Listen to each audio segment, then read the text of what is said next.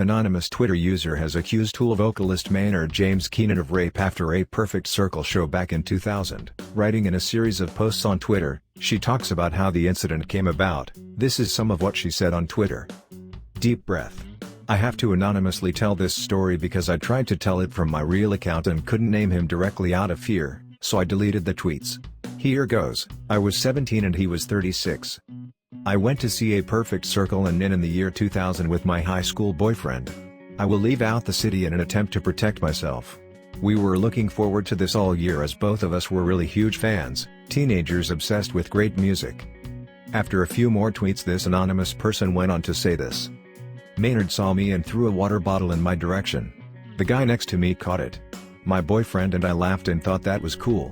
Minutes later, a heavy-set, blonde, white woman came out to meet us. She looked at me and asked, "Do you want to meet the band?" I said, "Can my boyfriend come with me?" The heavy-set woman said, "I only have one pass. You can meet them now if you want." I told my BF that I'd see him in a few minutes, and then I followed her backstage. She led me back to the VIP area, and I never saw her again. Maynard was sitting on a picnic table and was staring at me. Nin hadn't gone on yet, so I thought I had plenty of time to get an autograph and get back to the show and my boyfriend. I didn't have a piece of paper, so I asked Maynard to sign my hand. I was ready to go back with my BF. Nin was starting and I didn't want to miss it. But Maynard kept chatting. He asked me how old I was. I said, "I'm 17.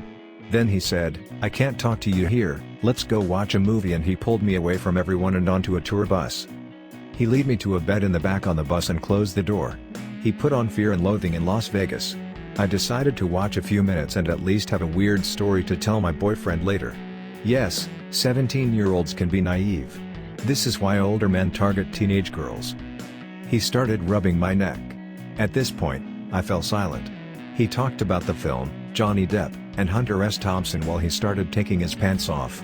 All I could do was sit there, looking at the movie, unable to move.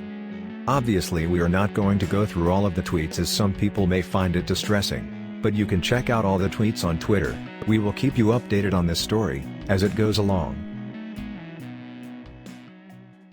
Tool vocalist Maynard James Keenan explained how his rise in the musical domain had a lot to do with people being sick of him being an obnoxious asshole bashing fellow musicians and their music.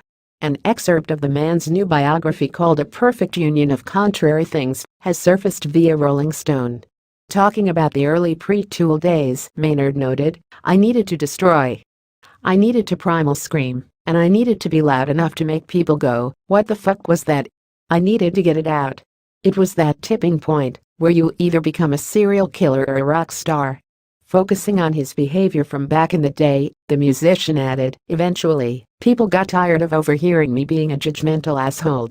They finally started saying, 'Well, if you think you can do better, why don't you?'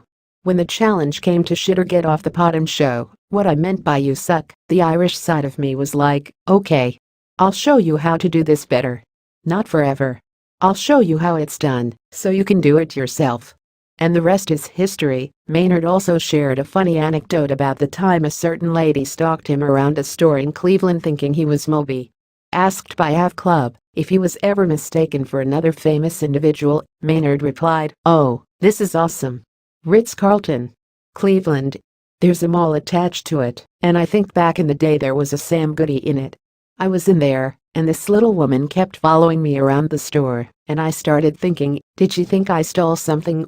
I'm getting nervous, because this woman is following me around, and I'm wondering if I accidentally stuck a small TV in my pocket unconsciously just from being so tired from the bus ride. Why is she stalking me?"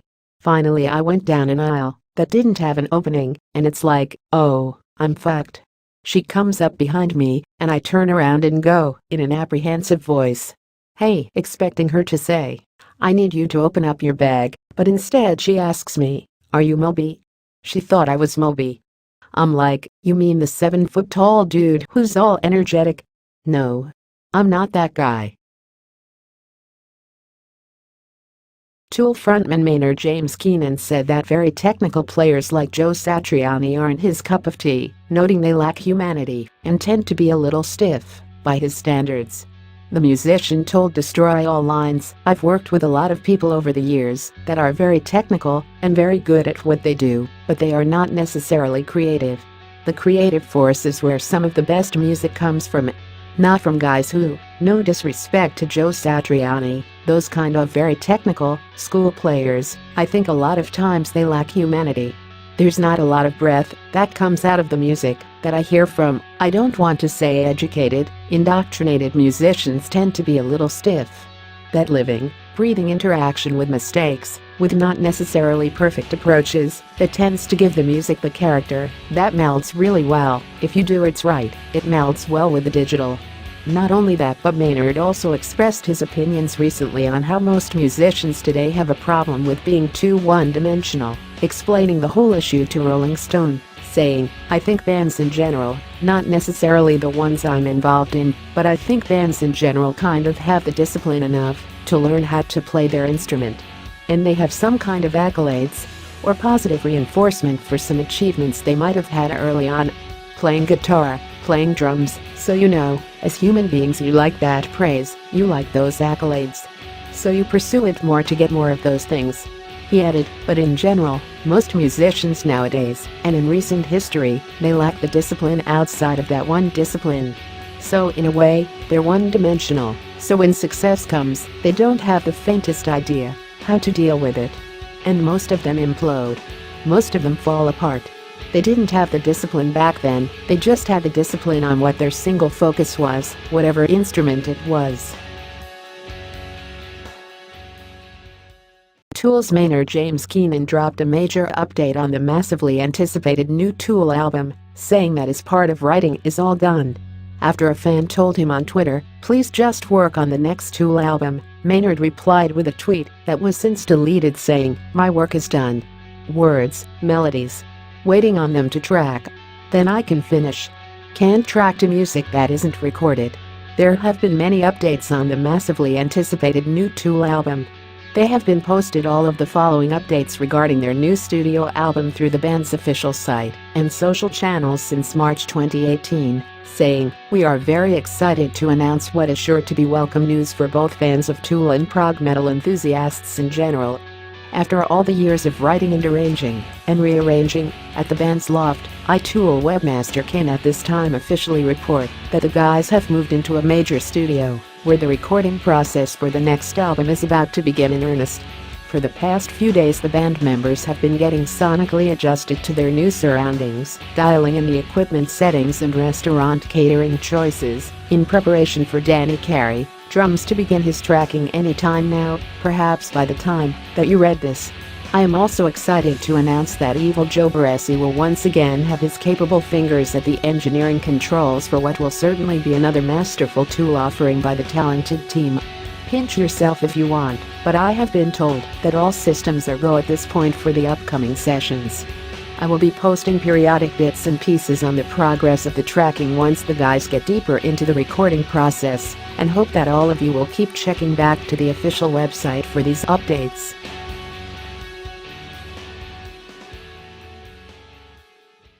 Dave Mustaine discussed Marty Friedman's departure from Megadeth, telling Axis, "One of the main reasons Marty Friedman left Megadeth was because of the solo in Breadline off 1999's Risk. That was a song where Marty wanted to do the solo so badly. And he did, but when we got the song back our management said, we don't like the solo. Marty was already gone, so I agreed to redo it. But I told them they'd have to tell Marty they didn't like his solo and wanted it redone, because I knew it was gonna cause problems. So then we're sitting in the control room and the song comes on. Everyone's there, we're all excited. I'm fat, dumb, and happy because I think they told Marty it would be my solo, not his. So the song comes up, and there's my solo. Dave Ellefson and I look over at Marty, and he's got tears coming down his face. I was like, oh my god. You didn't tell him. I felt terrible. Those are the little things that just fuck everything up. People don't see that part of it. They think it's my fault. I mean, sure, I had a part in it, yeah. But who forgot to tell him? Dave Mustaine also talked about all the lineup changes Megadeth went through over the years, saying that Marty Friedman had a nervous breakdown when leaving Megadeth. It's no fun having to replace musicians. It's hard because, along with having to replace the person in the band, you usually end up having the personality loss. And very rarely do guys leave on good terms. Marty Friedman had a nervous breakdown and he quit. And I remember, it was like, did I do this? And David Ellefson has told me after the fact everything that was going on with Marty before that happened, so I'm very happy to know it wasn't me. And a lot of the other guys, when you have to let them go, it's really hard to fire somebody and remain friends with them. Unfortunately, we had to let some guys go. It's not because I don't love them, and it's not because they're not good. It's because what our vision was not a common goal anymore. I mean, there were a couple of situations where one guy called up my fiancé and said, "I fantasize about being with you when I'm with my girlfriend." And I thought, oh, you're fired.